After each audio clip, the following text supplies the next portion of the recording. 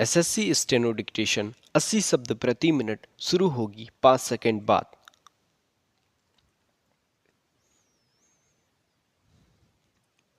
सभापति महोदय, प्रतिदिन छोटी मोटी झड़पें होती रहती हैं। हमारी फौजें बड़े उत्साह से उनके मुकाबले में खड़ी हैं। उनके हौसले बहुत ऊंचे हैं, लेकिन हमारी सरकार का भी यह कर्तव्य है कि उनके हौसले को कभी गिरने ना दें। उन्हें हर तरह की सुविधा प्रदान की जाए जिससे उनका आत्मविश्वास बढ़े।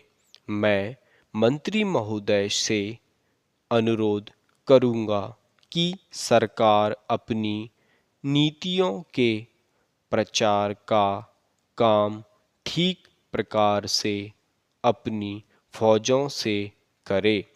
उनको अच्छे अच्छे हथियार दे। अनुसूचित जातियों और आदिवासी जातियों के आयुक्त ने जो अपना प्रतिवेदन प्रस्तुत किया है, उस प्रतिवेदन को देखने से यह प्रतीत होता है कि इसको तैयार करने में उन्होंने बहुत परिश्रम से कार्य किया है। इसके लिए मैं उनको और उनके सहयोगियों को धन्यवाद देता हूँ, परंतु साथ ही साथ इस प्रतिवेदन के संबंध में कुछ आवश्यक निवेदन भी करना चाहता हूँ। पहली बात तो यह है कि इस प्रतिवेदन को देखने से ऐसा प्रतीत होता है कि इन कार्यों के लिए जिस धन का उपयोग होता है वह 3 साधनों से उपलब्ध होता है: केंद्र सरकार द्वारा, राज्य सरकारों द्वारा और कुछ गैर सरकारी संस्थाओं द्वारा। प्रतिवेदन के अनुसार जितना धन इन कार्यों पर व्यय करने के लिए दिया जाता है, उतना धन पूरी तरह से व्यय नहीं हो पाता।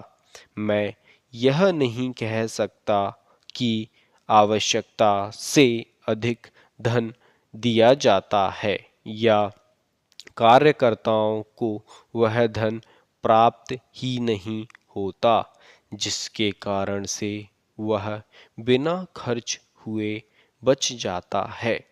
मैं तो यह चाहता हूँ कि जितना धन दिया जाता है उसका पूरा उपयोग हो और आयुक्त को यह ना कहना पड़े कि इस कार्य के लिए जितने धन की आवश्यकता थी उतना धन नहीं मिल पाया और विवश होकर हमको उस कार्य को बीच में ही रोकना पड़ा।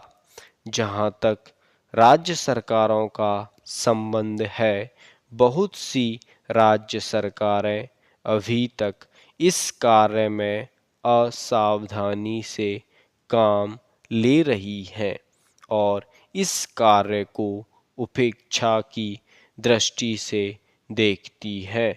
आयुक्त ने इस बात की शिकायत की है कि बहुत सी राज्य सरकारों ने अनेक पत्र भेजने के बाद भी अभी तक अपनी रिपोर्ट नहीं भेजी है। मैं चाहता हूँ कि सरकार इस तरफ निष्ठापूर्वक ध्यान दे।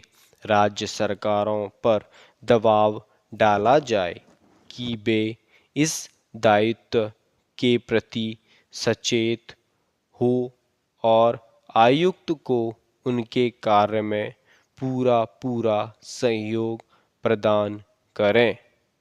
स्टॉप।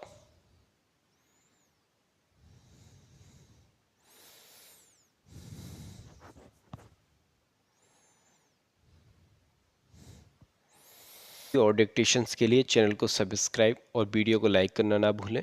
धन्यवाद।